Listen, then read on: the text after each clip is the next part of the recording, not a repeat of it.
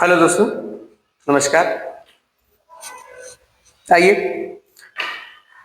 अब तक की कक्षाओं को आपने देखा, आपने उसमें अपनी समझ रखी। पिछली कक्षाओं के क्रम को जोड़ते हुए आज की क्लास की शुरुआत करते हैं। अब तक हमने पिछली कक्षाओं में देखा कि किस प्रकार से अरब आक्रमण हमने पढ़ा। उसके बाद हमने तुर्क के बारे में देखा कि तुर्क कौन थे, और एक जो भ्रम हम कह लें तुर्क और इस्लाम को लेकर के, उसको हमने स्पष्ट किया। पिछली कक्षा में आपने देखा कि शुरुआत में जो तुर्क थे वो कब इस्लाम धारण किए, कब इस्लाम में परिवर्तित किए खुद को, उसकी सभ्यता को कब इन्होंने प्रयोग में लिया, धारण किया। इन सभी के साथ साथ आइए आज की क्लास को हम शुरू करते हैं। आप सभी बीएससीए के प्लेटफॉर्म पर हिस्ट्री की क्लासेस कर रहे हैं।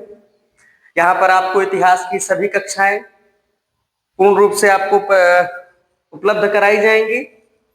आपको बस ये मेहनत करनी है कि इन कक्षाओं को आप देखिए और साथ ही साथ पढ़िए।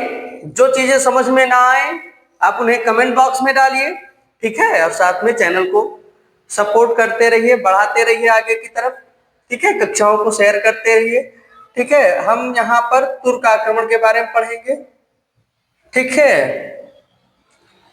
तुर्क आक्रमण, इससे पहले थोड़ी सी हम बात करते हैं। देखिए, हमने आपको बताया कि जब अरब आक्रमण हो रहा होता है, जब सिंध पर अरब आक्रमण हुआ, उस समय तक उसकी सिंध पर जो सत्ता थी वो एक हिंदू सत्ता थी, और जो अरब आक्रमणकारी थे वो इस्लाम प्रेरित थे या इस्लाम थे, ठीक है। पूर्णतः वो इस्लाम थे। सिंध पर जब अरब आक्रमण करते हैं तो उनका कुछ प्रभाव तो जरूर होता है उस आक्रमण का, लेकिन एक सबसे जो विशेष बात आती है कि वो इस्लाम को, ठीक है, इस्लाम के विचारों को या इस्लाम धर्म को सिंधु नदी के पूर्वी तट के इस पार नहीं ला सके। सिंधु नदी के पूर्वी तट के दूसरी तरफ, यानी केवल सिंधु इस्लाम की जो विचारधारा रह गई वो पश्चिमी किनारे तक ही रह गई। सिंधु नदी को उसने पार नहीं किया, ठीक है। मोहम्मद बिन कासिम के काफी आक्रमण हुए, और भी जितने भी खलीफा और वहां के इराक के गवर्नर, सबका एक योगदान रहा, सबके उसमें जो है सब कुछ ठीक है, अपनी जगह है। लेकिन वहां पर एक जो सबसे बड़ी बात आती है कि उन्होंने क्या किया कि वो इस्लाम को भारत में लागू करने में सक्षम नहीं रहे या प्रचार नहीं कर पाए, और इस्लाम के लिए ये जो कमी थी इसको तुर्क जरूर पूरा कर लेंगे। आइए देखते हैं कैसे होता है। होता क्या है कि 10वीं शताब्दी के आसपास, ठीक है, 10वीं शताब्दी के आसपास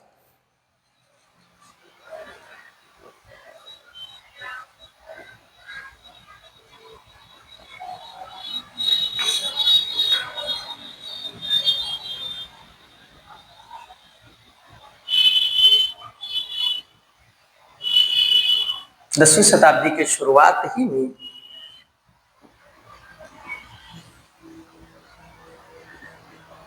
बल्ख, ठीक है, बल्ख में एक ईरानी अधिकारी,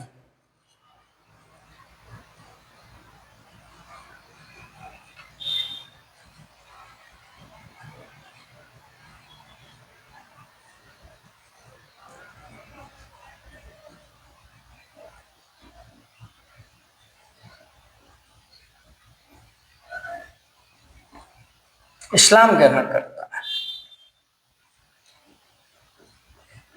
ठीक है। 10वीं शताब्दी के शुरुआत में ही बल्ख में एक ईरानी अधिकारी क्या करता है, इस्लाम ग्रहण करता है, ठीक है। और इस्लाम ग्रहण करने के बाद, चूंकि अधिकारी है, सत्ता में इनका हस्तक्षेप होता है, और इस्लाम ग्रहण करने के बाद क्या करते हैं ये कि एक सामानी राजवंश की स्थापना करते हैं। किसकी स्थापना करते हैं? सामानी राजवंश की। आइए हम देखते हैं यहाँ पे ये किसकी स्थापना करते हैं? सामानी राजवंश। इस्लाम को ग्रहण करने के बाद सामानी राजवंश की स्थापना करते हैं,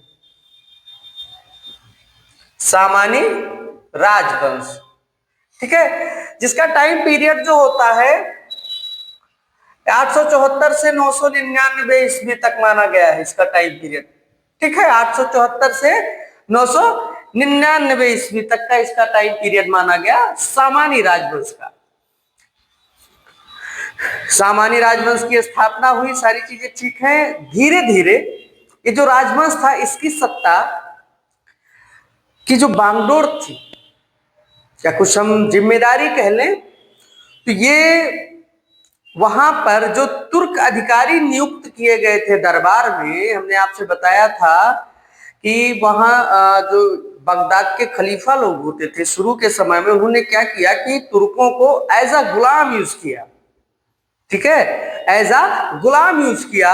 और फिर देखिए क्या होता है कि यहाँ आप किसी के साथ टाइम स्पेंड करते हैं तो एक विश्वास की जो, ट्रस्ट की जो भावना है वो धीरे धीरे बढ़ती जाती है। यहाँ भी वही काम था कि जब जो इन्होंने खलीफाओं के द्वारा जिन शुरुआत में जिन तुर्कों का इस्तेमाल एज अ गुलाम किया गया था, तो गुलाम तो ठीक है, गुलाम रहे ही, लेकिन धीरे धीरे उनको जिम्मेदारी के पद दिए गए और साथ में उनके अधिकार क्षेत्र को बढ़ाया गया। तो अब यहां पर क्या हुआ कि सामान्य राजवंश में जिन तुर्क अधिकारियों को, भाई जो कुछ तुर्क गुलाम थे उनको अधिकारी के पद पर जब विश्वसनीयता के आधार पर नियुक्त किया गया, तो कुछ सत्ता की जो बागडोर थी, सत्ता की जो जिम्मेदारी थी उनके हाथों में चली गई। ठीक है, उनके हाथों में चली गई। इसका उन्होंने फायदा उठाया। समझ रहे आप बात? उसका क्या किया, फायदा उठाया। यहाँ पे आप देखिए कि गांव में किसी के यहाँ शादी हो तो जिस लड़के को मिठाई का कमरा सौंपा जाता है उसका फायदा उठाता है, कुछ मिठाइयां निकाल के जरूर खाता है। तो ये तो मिठाई है, वहां तो सत्ता पूरी उसको सौंप दी गई थी, पूरी पूरी सत्ता ही उसे मिल गई, तो जाहिर सी बात है कि सत्ता का लाभ उठाएगा। तो यहाँ पे क्या करते हैं ये जो तुर्क अधिकारी होते हैं, इन्होंने क्या किया, ठीक है, हम यहां लिखते हैं नीचे पर, आप ध्यान देना। दरबार में नियुक्त तुर्क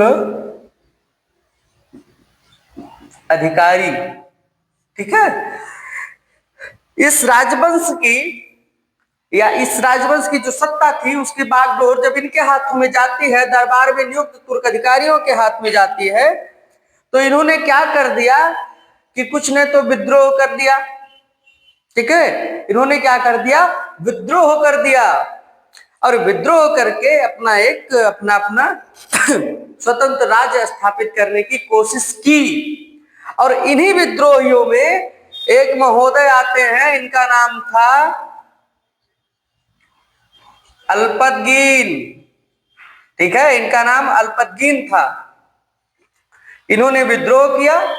ठीक है, अब देखो चूंकि ये जो सामान्य राजवंश है, छोटा राजवंश नहीं था, बहरहाल ठीक है, एक अधिकारी ने इसकी स्थापना की, लेकिन इसने ट्रांसक्सियाना से लेकर के आप देखोगे कि अफगान तक, ट्रांसक्सियाना से लेकर के अफगान, ईरान, इन सभी क्षेत्रों में इसने विस्तार किया था। तो इतना विस्तारित क्षेत्र है, अगर इतना विस्तारित साम्राज्य है, ठीक है, तो उसमें किसी को थोड़ा भी मौका मिलता है, जाहिर सी बात है चौका मारने की कोशिश करेगा ही। ये अल्पतगीन ने यही कुछ किया, इसको मौका मिलता गया, इस चौका मारता गया। इसने क्या किया कि वहां पर विद्रोह किया। ठीक है, अल्पतगीन ने क्या किया, विद्रोह किया। विद्रोह किया और खुद को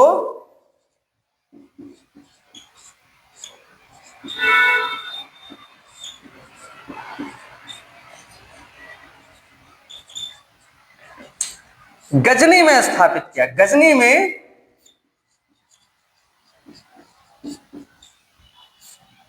स्थापित किया। क्या किया, खुद को गजनी में स्थापित किया और यहीं से एक नया राजवंश होता है, उभर के आता है।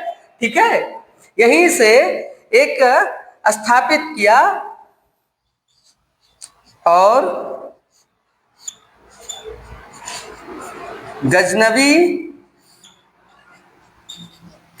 राजवंश की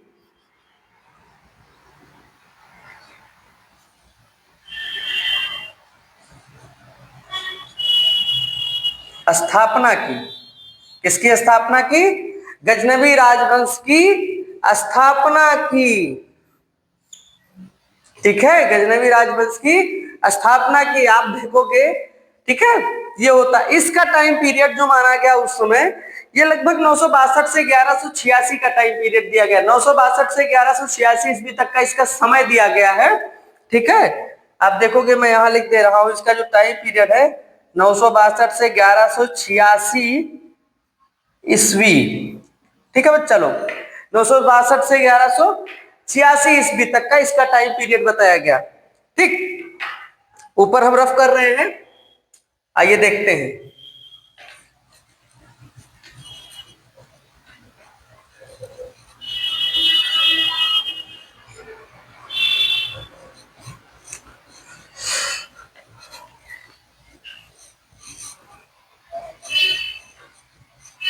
आपने देखा जो राजवंश था जिसका नाम क्या था? गजनवी। गजनवी राजवंश की स्थापना हो चुकी है, आपने देख लिया, 962 से 1186 ईस्वी तक। ठीक है, इन्होंने इस राजवंश की स्थापना कर दी। सबसे पहली बात, ये पहला स्वतंत्र तुर्क राज्य था। पहला ऐसा राज्य था जो तुर्क था, मतलब तुर्क राज्य में पहला राज्य था, और यह पूर्ण रूप से खुद को इसने अपने आप को स्वतंत्र माना या स्वतंत्र किया। ठीक है, इसने 962 में अफगानों से जो है अफगानियों से किला छीन लिया उनका। ठीक है, और इसने एक अपनी नई एक सत्ता, सुदृढ़ सत्ता स्थापित करने की कोशिश की और सत्ता स्थापित भी की। ठीक है, इसके बाद एक नया शासक, इस गजनवी राजवंश का दूसरा जो शासक होता है, आइए हम उनसे मिलते हैं। इनका महोदय का नाम था सुबुक्तगीन।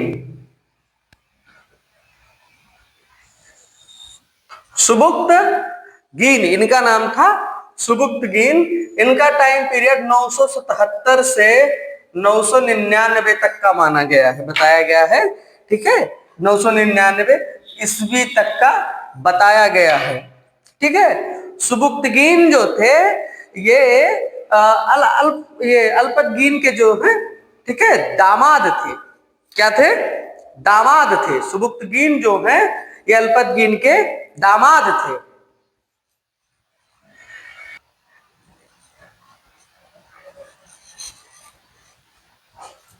हेलो,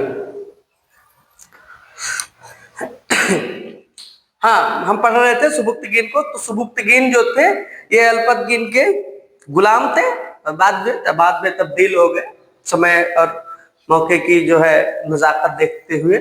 ठीक है, आइए देखते हैं। सुबुक्तगीन जो है अल्पतगीन के दामाद और गुलाम थे। 977 ईस्वी में, ठीक है, 9 अप्रैल 977 ईस्वी को, हम डेट लिख देते हैं इनकी, जो हमको डेट एक्यूरेट जो मिलती है। ठीक है, 9 अप्रैल 977 ईस्वी को ये महोदय जो हैं सत्तारूढ़ होते हैं। ठीक है, सिंहासन पर अपने जो है आरूढ़ होते हैं, विराजमान होते हैं। ठीक है, कब? 9 अप्रैल 1977 को। ठीक, ये इनके समय में क्या होता है,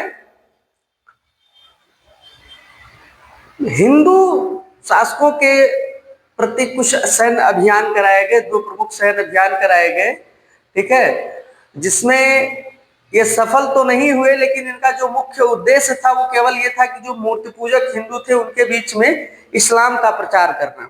ठीक है, तो इन्होंने अपने भरसक प्रयास किया। यहाँ पे आप ध्यान दीजिए, कि जो काम वो अरब वाले नहीं कर पाए थे, ठीक है, वो करने की कोशिश कर रहे हैं। ये सफल होना ना सफल होना तो बात की बात है, लेकिन जो अरब नहीं कर पाए, जो सोचे भी सही से ना होंगे, कासिम और उबैदुल्ला और बुदेल वगैरह, ठीक है, वो काम ये करने की कोशिश कर रहे हैं।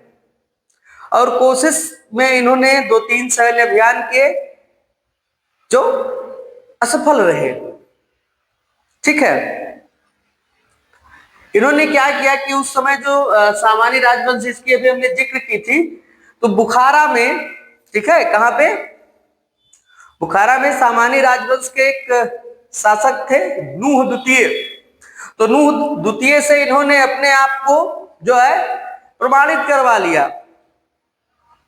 ठीक है, प्रमाणन कहने का मतलब कि इन्होंने ये करवा लिया कि नूह द्वितीय ने कहा कि नहीं भाई ये वैध है, वैलिड है, सुबुक्तगीन को वैलिड है, इन्हें शासक जो है सही है।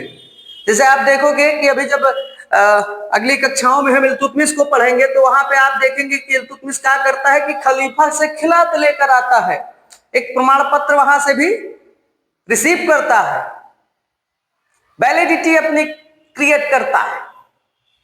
वही वैलिडिटी इन्होंने अपनी क्रिएट की है, कहां से वैलिडिटी इन्होंने अपनी स्थापित करने की कोशिश की, तो नूह द्वितीय से। ठीक है, आप सभी इन क्वेश्चंस जो हम छोटे छोटे फैक्ट्स आपको बताते चल रहे हैं, इनको ध्यान में रखिए, ये आपसे पूछे जा सकते हैं। तो नूह द्वितीय से इन्होंने क्या किया, नूह द्वितीय, सबसे पहली बात ध्यान रखना, नूह द्वितीय सामानी राजवंश का शासक था। ठीक है, सामानी राजवंश था इसका। सोचने वाली बात है कि ये सामानी राजवंश से कहे अपनी वैलिडिटी बनवा रहा है भाई, है ना। उसका कारण है कि इनके जो पुरखे थे, सॉरी माफ करा, पूर्वज जो इनके थे, या इनके जो पहले राजा थे अल्पतगीन, उन्होंने कहां से विद्रोह किया था, सामानी राजवंश से। तो हो सकता है इन्होंने अपने आप को कमजोर महसूस किया हो, इन्हें डर रहा हो कि वो हमको दोबारा आक्रमण करके छीन लेंगे हमारा सब कुछ। भाई अगर बाप ने आक्रमण किया, जीत लिया, तो जरूरी थोड़ी ना है कि बेटवा भी उतने मजबूत हो सकता है उससे ज्यादा हो सकता है उससे भी कमजोर निकले। तो डर रहा होगा इन्हें एक डर रहा, भय बना रहा होगा कि कहीं ऐसा ना हो कि नूह द्वितीय ही हम नुकसान पहुंचा दे, तो उसको खुश करने के लिए उसी से वैलिडिटी लेने पहुंच गए। वो भी बेचारा खुश हो गया कि चलो कम से कम इतने दिन बाद सही कोई आया तो सही हमारे पास। हाँ, वो भी वैलिडिटी दे दी इनको। आओ आगे चलते हैं। सुबुक्तगीन शासक बनते हैं और शासक बनने के कुछ ही दिनों बाद इनके ऊपर जो है पंजाब के राजा, ठीक है,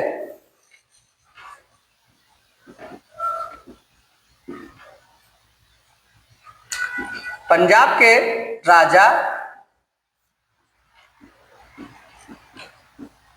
जयपाल ने आक्रमण कर दिया।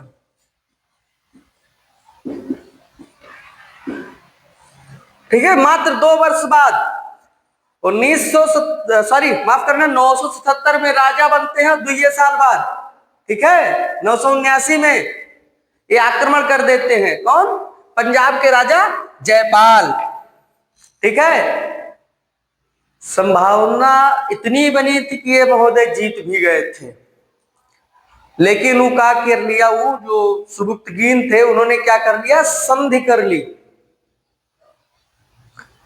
ठीक है, संधि और समझौते तक बात आ गई, जिससे बात को क्या कर लिया गया, सुलह कर लिया गया आपस में। बाद में क्या होता है, उसकी स्थिति और सुदृढ़ होती है, अपनी सेना बढ़ाता है। बाद में वो दो बार आक्रमण करता है जयपाल पर, सुबुक्तगीन ने बाद के समय में। ठीक है, बाद के समय में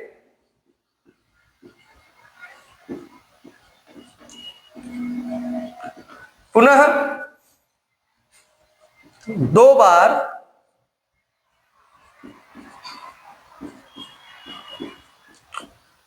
सुबुक्तगीन ने आक्रमण किया।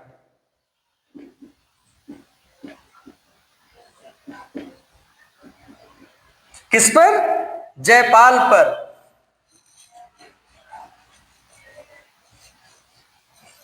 बाद के समय में आक्रमण किया जयपाल पर। कहां पर आक्रमण किया? जयपाल पर आक्रमण किया। तो पहले आक्रमण तो पहला जो आक्रमण किया सुबुक्तगीन ने, उसमें तो कोई बहुत खास ज्यादा दाल ना गली। लेकिन दूसरा वाला जब इन्होंने आक्रमण किया तो उसमें क्या किया कि जयपाल को काबुल और जलालाबाद, क्या क्या? काबुल और, हाँ, काबुल और जलालाबाद, सही, काबुल और जलालाबाद जो है सुबुक्त को देने पड़े। ठीक है, काबुल आक्रमण किया जयपाल पर। ठीक है,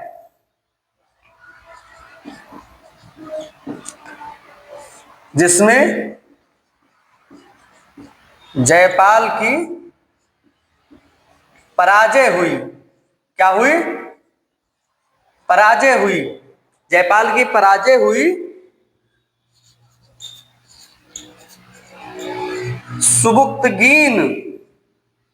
सुबुक्तगीन को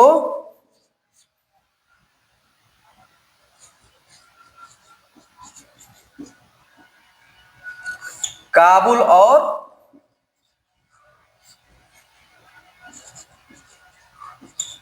जलालाबाद पर अधिकार मिल गया।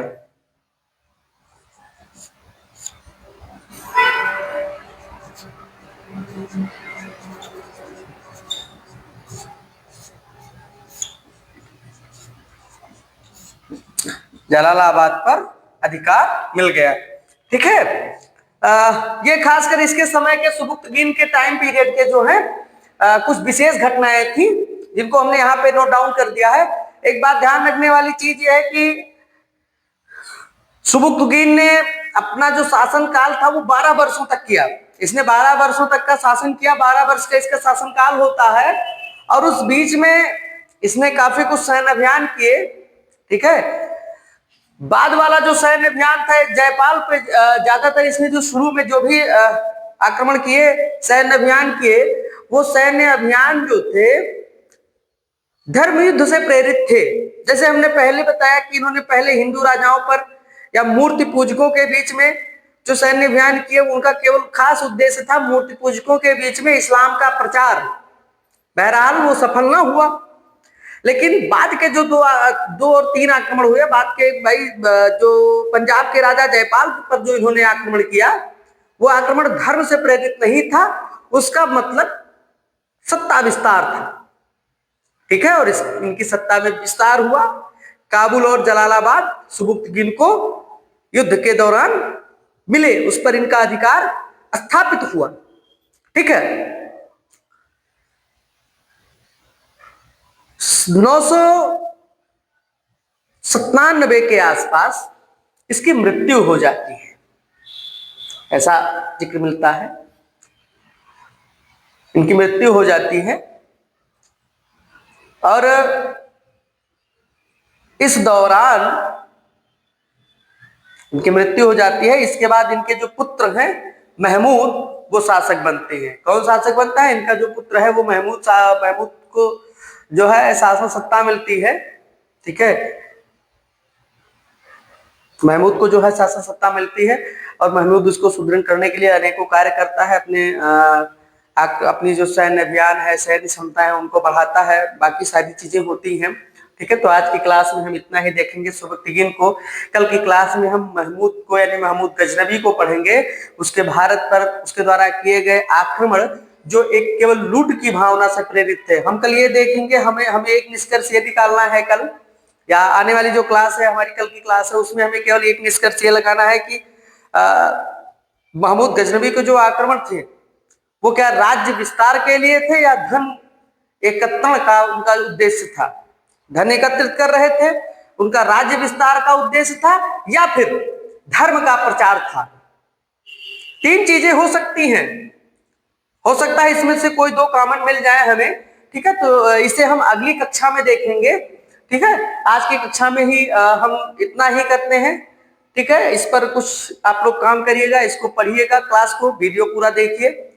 जहां पे आपको समझ में ना आए, बार बार हम आपसे कहते हैं, आप उसे कमेंट बॉक्स में डालिए। आपके जो भी प्रश्न, आपके जो भी डाउट होंगे उनको क्लियर किया जाएगा, उसमें तनिक भी आप संदेह ना रखें अपने मन में, ठीक है। क्योंकि एक विद्यार्थी के लिए संदेह रखना एक अभिशाप के बराबर हो सकता है। अगर वो छात्र है तो उसे अपने मन में तनिक भी संदेह नहीं रखना चाहिए। जो भी बात है पूछिए, आप बेशक पूछिए, ठीक है। जो भी आपके मन में है उसे आप पूछिए, बस वो आपके टॉपिक से रिलेटेड हो, आपका आप जो भी पाठ्य सामग्री, जो भी आप उस दिन पढ़ रहे हैं विषय वस्तु, उससे संबंधित हो, ठीक है। तो आज के लिए बस इतना ही, धन्यवाद। आप लोग प्रयास करिए कि आपका जो प्लेटफॉर्म है, ये यूट्यूब चैनल है BSEA कोचिंग इंस्टीट्यूट, आप इस चैनल को अधिक से अधिक शेयर करें, ठीक है। और साथ में इसको सब्सक्राइब करते रहिए, क्लास को शेयर करते रहिए, जिससे अधिक से अधिक बच्चों तक, छात्रों तक ये क्लास पहुंच सके, ठीक है। आज के लिए इतना ही, नमस्कार, धन्यवाद।